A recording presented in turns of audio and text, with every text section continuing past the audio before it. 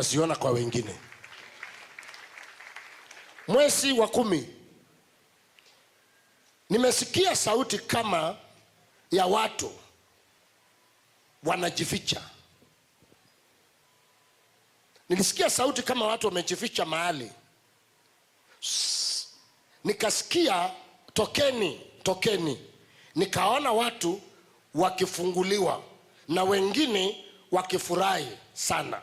But nikasikia tena serikali iko na shida ya kisiasa, but wengine wamelaumu wengine mpaka kotini. So mwezi wa 10 iko likely watu wa kiserikali wanalaumu huyu na huyu na wanapelekana kotini.